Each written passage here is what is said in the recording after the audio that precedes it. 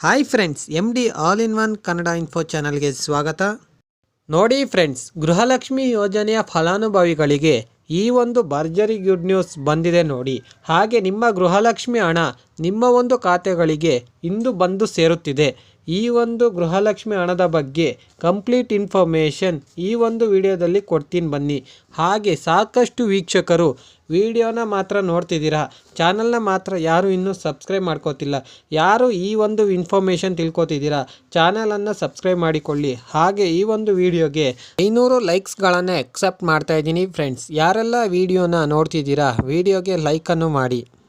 ನೋಡಿ ಫ್ರೆಂಡ್ಸ್, ಸಾಕಷ್ಟು ಫಲಾನುಭವಿಗಳಿಗೆ ಈ ಒಂದು ಗೃಹಲಕ್ಷ್ಮಿ ಯೋಜನೆಯ ಹಣ ಇನ್ನೂ ಸಹ ಬಂದು ಸೇರಿಲ್ಲ. ಮತ್ತು 4-5 ಕಂತಿನ ಹಣ ಸಹ ಇನ್ನೂ ಬಂದಿಲ್ಲ. ಈ ಒಂದು ಯೋಜನೆಯ ಎಲ್ಲ ಬರಬೇಕಾದ ಕಂತಿನ ಹಣಗಳು ಈ ದಿನ ಬಂದು ಸೇರುತ್ತಿದೆ ನೋಡಿ. ಅಂದರೆ ಬಾಕಿ ಇದ್ದ ಕಂತಿನ ಹಣವೆಲ್ಲ ಒಂದೇ ಸಾರಿ ಸರ್ಕಾರ ನಿಮ್ಮ ಒಂದು ಖಾತೆಗಳಿಗೆ ಹಾಕುತ್ತಿದೆ. ಈ ಒಂದು ನಿಂತಿರುವ ಹಣ ಬರಬೇಕು ಅಂದರೆ ನೀವು ಈ ಒಂದು ಕೆಲಸವನ್ನು ಖಂಡಿತ ಮಾಡಲೇಬೇಕು. ಇಲ್ಲವಾದರೆ ಬರಬೇಕಾದ ಕಂತಿನ ಹಣವೆಲ್ಲ ಬರೋದಿಲ್ಲ.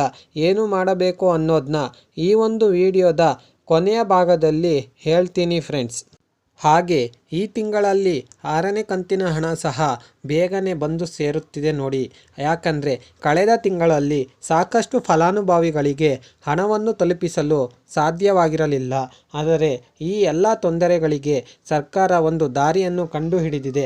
ಆ ದಾರಿ ಏನಂದರೆ, ನಿಮ್ಮ ಎಲ್ಲ ಡಾಟಾಗಳನ್ನು ಕಲೆಕ್ಟ್ ಮಾಡಿ ಯಾವುದು ಸರಿ ಇದೆ ಯಾವುದು ಸರಿ ಇಲ್ಲ ಅಂತ ಪರೀಕ್ಷೆ ಮಾಡಿ ನಿಮಗೆ ಬರಬೇಕಾದ ಹಣವನ್ನು ನಿಮ್ಮ ಒಂದು ಬ್ಯಾಂಕ್ ಅಕೌಂಟ್ಗೆ ಡೈರೆಕ್ಟಾಗಿ ಹಾಕುತ್ತಿದ್ದಾರೆ ನೋಡಿ.